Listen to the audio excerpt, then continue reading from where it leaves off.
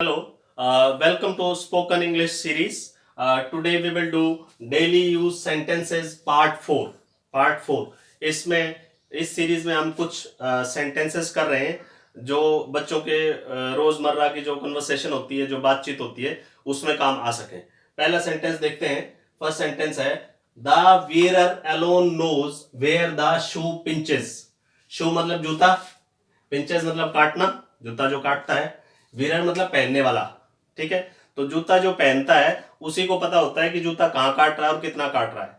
कहने का अर्थ क्या है कि जिस आदमी को तकलीफ होती है, जिस आदमी को कष्ट होता है, वही जानता है कि उसको क्या समस्या है। दूसरा आदमी उसकी समस्याओं को नहीं समझ सकता। जैसे आप बच्चे हैं 2 बजे तक स्कूल में पढ़ो या कॉलेज में पढ़ो, उसके बाद आपको घर का काम भी करना होता है और कुछ बच्चों को खेत क्यार में भी जाना पड़ता है, कुछ बच्चों को फिर थोड़ा होमवर्क भी करना होता है और पता नहीं क्या क्या कितना काम है बच्चों को। सो ये सिर्फ बच्चे ही समझ सकते हैं कि कितना ज्यादा काम है हमें, बड़ों को समझ में नहीं आती है बात। So the wearer alone knows where the shoe pinches. ठीक है, जिसको तकलीफ है वही जानता है कि कितनी ज्यादा या कम तकलीफ है, दूसरा आदमी नहीं समझ पाता। सेकेंड सेंटेंस देखिए, rest assured I shall set all things right. Rest assured, rest assured means आप निश्चिंत रहिए, आप निश्चिंत रहिए। I shall set all things right, मैं सब चीजों को ठीक कर दूंगा, मैं सब चीजों को ठीक कर दूंगा, आप निश्चिंत रहिए। ये बात आपने किसी को इंग्लिश में कहनी है तो आप कहेंगे rest assured I shall set all things right. Third sentence देखिए, I have no insight into the matter. Matter मतलब जो भी समस्या है, जो बात है, वो मैटर है। इंसाइट मतलब मुझे उसका कोई ज्ञान नहीं है। I have no insight into the matter. आपसे किसी ने पूछा, कोई सवाल किया, भाई आजकल क्या जीडीपी चल रही है इंडिया की, तो आप यू आर क्लूलेस, आपको कोई आइडिया नहीं है, तो आप कहते हैं I have no insight into the matter, अर्थात मुझे इस बारे में कोई ज्ञान नहीं है, कोई जानकारी नहीं है, कोई ज्ञान नहीं है किसी टॉपिक पे, तो आप बोलते हैं I have no insight into the matter, मुझे इस बात का कुछ नहीं पता। फोर्थ सेंटेंस है पेशेंस पेज। पेशेंस पेज का मतलब होता है सबर का फल मीठा होता है, जो आप हिंदी में बोलते हैं सबर का फल मीठा होता है। इसी को जब इंग्लिश में बोलना होगा तो आप बोलेंगे पेशेंस पेज। फिफ्थ सेंटेंस है he is serving SCR, he is serving SERVING, he is serving his own ends, he is serving his own ends का अर्थ है वो अपना उल्लू सीधा कर रहा है। किसी आदमी को आप ये कहना चाहते हो ही is serving his own ends, इसका मतलब वह अपना उल्लू सीधा कर रहा है, यानी कि अपना काम बना रहा है, आपकी हेल्प नहीं कर रहा, वो अपना काम बना रहा है, उसको बोलते हैं he is serving his own ends. Sixth sentence है will this coin pass, will this coin pass. आपने ये कहना है भाई क्या ये सिक्का चलेगा, खोटा सिक्का है या असली सिक्का है, क्या ये सिक्का चलेगा, तो आप ये तो नहीं बोलेंगे विल दिस कॉइन वॉक, है ना, आप क्या बोलेंगे विल दिस कॉइन पास, क्या यह सिक्का चलेगा, चलेगा या नहीं चलेगा मार्केट में।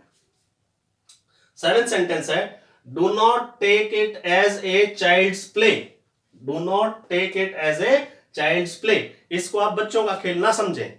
ठीक है, ये कोई सीरियस काम है। इसमें जैसे आपसे मैंने बोला कि यूपीएससी की तैयारी करो बेटे, आप आईएएस की तैयारी करो, आपने बोला सर यूं कर दूंगा मैं, ठीक है, तो मैं आपको क्या कहूंगा do not take it as a child's play, ये चाइल्ड्स प्ले नहीं है, it will need a lot of dedication, lot of hard work, lot of perseverance, lot of patience. Then eight sentence है I will move heaven and earth, है ना, I will move heaven and earth का मतलब है मैं धरती आकाश एक कर दूंगा, मैं धरती आकाश एक कर दूंगा। जैसे मैंने आपको कहा कि बेटा इस बार आपको 80% मार्क्स लेके आने हैं या 90% मार्क्स लेके आने हैं, आप मुझे ये कहना चाहते हो कि सर मैं जमीन आसमान एक कर दूंगा, ठीक है, और मैं ला के ही दम लूंगा 90% मार्क्स।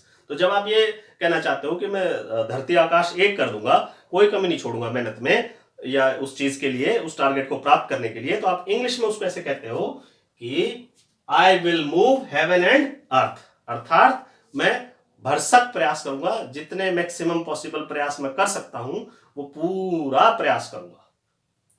नाइन्थ बोलता है रॉड, रॉड माने छड़ी, डंडा, is the logic of fools, fools माने मूर्ख, तो rod is the logic of fools का अर्थ है कि जो मूर्ख व्यक्ति है, जो दुष्ट व्यक्ति है, वो सिर्फ रॉड से ही मानता है, मतलब वो पिट के ही मानेगा। उसको आप कितना ही समझा लो, समझाने से वो मानेगा नहीं। आप निवेदन करोगे तो वो और उल्टा आपके सिर पे चढ़ेगा। तो मूर्ख व्यक्ति को इसके अनुसार, इसका मैं हिंदी बता रहा हूं, मूर्ख व्यक्ति को कैसे समझाया जा सकता है? सिर्फ पीट के। पिटाई ही एकमात्र उनका सॉल्यूशन है। रॉड इज द, ये बात आप इंग्लिश में कैसे कहेंगे? Rod is the logic of fools. 10th है ही एज्यूम्स एयर्स। ही एज्यूम्स एयर्स का मतलब वो जो है हवाबाजी में बात करता है। ठीक है, हवाबाजी, रियलिस्टिक बात नहीं करता, हवाबाजी में बात करता है, बेतुकी बातें करता है, बड़ा चढ़ा के बातें करता है। 11th सेंटेंस बोलता है from words they came to blows. ये वर्ड आपको क्लियर है, साफ दिख रहा है? वर्ड्स W है ये। From words they came to blows. From words, पहले तो वो बातचीत कर रहे थे, then they came to blows. Blows माने घूंसे मारना, मुक्के मारना। ठीक है, तो अब जब आप ये कहना चाहते हो हिंदी में कि सर पहले तो वो बात कर रहे थे, बात करते करते वो बहस करने लगे और झगड़ते झगड़ते वो फिर बाद में घूंसे मारने लगे एक दूसरे को, मुक्के मारने लगे एक दूसरे को, मतलब कि फिजिकल हो गए, फाइट उनकी फिजिकल फाइट हो गई। तो आप ऐसे बोलेंगे from words they came to blows, अर्थात पहले बातें कर रहे थे गुस्से में जोर जोर से और फिर मुक्केबाजी होनी शुरू हो गई। 12th बोलता है आई could see through the matter. Matter मतलब वो चीज, जो भी वस्तु है जिसके बारे में बात कर रहे हैं। She could see through, see through मतलब उसके अंदर से झांकना, देखना। तो जब आप ये बोलेंगे आई could see through the matter, आप ये कहना चाहते हो कि मैं उस जो बात थी उसके अंदर क्या उसका हिडन मीनिंग है वो समझ पा रहा था। नहीं, जैसे आप कोई आदमी आपसे ऊपर से कुछ बात कर रहा है और उसका कहने का अंदर मतलब कुछ और है, नहीं, बिटवीन द लाइंस जिसको बोलते हैं, कहने का उसका अर्थ कुछ और है और कह कुछ और रहा है और आपको समझ में आ रहा है ये क्या कहना चाह रहा है। तो आप क्या कहते हो? I can see through the matter. या किसी समस्या के बारे में, किसी बात के बारे में, किसी सिचुएशन के बारे में, जब आप उसके जो अंदरूनी तय में उसके जो बात है उसको जब आप समझ जाते हो तो आप बोलते हो कि I could see through the matter. फिर है it will benefit none. It will benefit none, हमें आपस में झगड़ा नहीं करना चाहिए, किसी को भी हमें किसी का निरादर नहीं करना चाहिए, because it will benefit none, इससे किसी को फायदा नहीं है। नहीं, मैं आपका निरादर करता हूं, जितना आपको दुख होता है कहीं ना कहीं शायद मेरे मन में भी दुख होता है। हम कई बार बच्चों को डांट देते हैं क्लास में, तो आप यकीन मानिए बच्चे तो भूल जाते हैं, 2 मिनट भूल जाते हैं, उनको कोई खास फर्क नहीं पड़ता।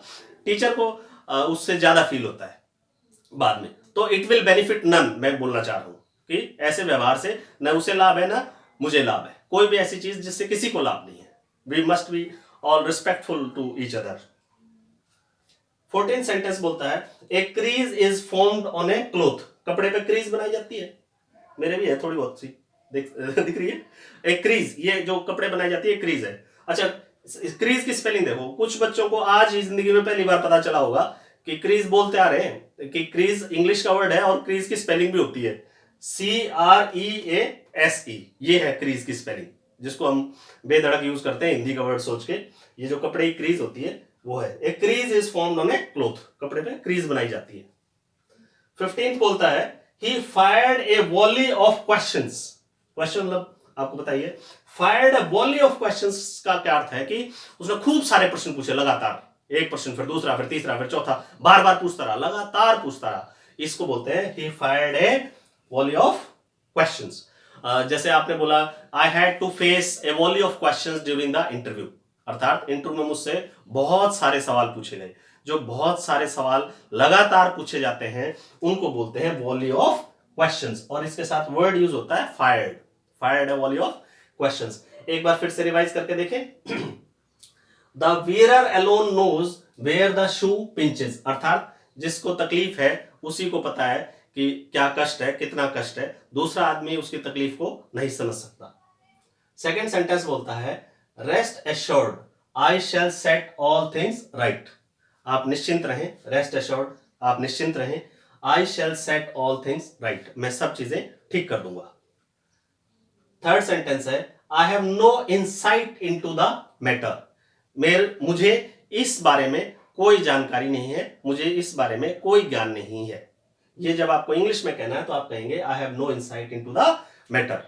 फिर है सब्र का फल मीठा होता है, इसको जब आप इंग्लिश में कहेंगे तो आप कहेंगे patience pays, patience pays. Fifth sentence है he is serving his own ends, अर्थात वो अपना ही उल्लू सीधा कर रहा है, उसका अपना कोई स्वार्थ है उसमें। जब आप ये कहना चाहते हो कि वो कोई सेवा वेवा नहीं कर रहा है लोगों की, वो उसका अपना स्वार्थ है उसमें, तो आप बोलते हो ही is serving his own ends, अपना स्वार्थ पूरा कर रहा है। जब आप ये कहना चाहें कि क्या ये सिक्का चलेगा भाई मार्केट में, तो आप बोलेंगे will this coin pass. Seventh sentence बोलता है do not take it as a child's play, इसको आप बच्चों का खेल ना समझे, ये मुश्किल काम है, ये मुश्किल काम है, इसमें मेहनत लगती है, तो तब आप बोलते हैं do not take it as a child's play. Child's play सबसे आसान चीज मानी जाती है।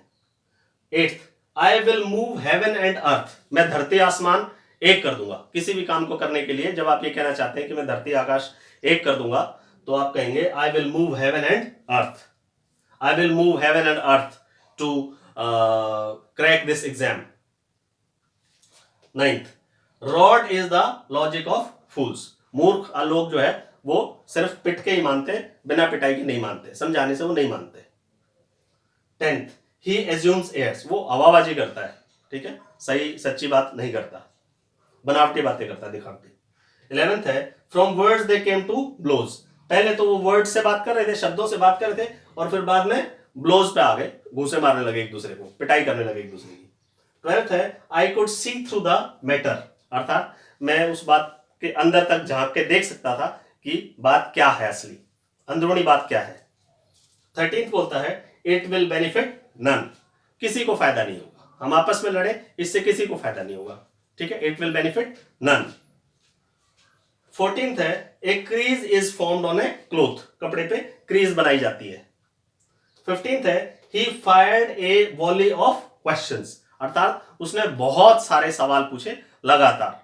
ये था डेली यूज सेंटेंसेस पार्ट 4। आशा है आपको समझ में आया होगा। फिर भी कोई डाउट हो या आपकी कोई विशेष डिमांड हो, कोई टॉपिक आप पढ़ना चाहते हो, तो आप कमेंट सेक्शन में लिख दीजिए, मैं उस पर भी वीडियो जरूर अपलोड करूंगा। Thank you.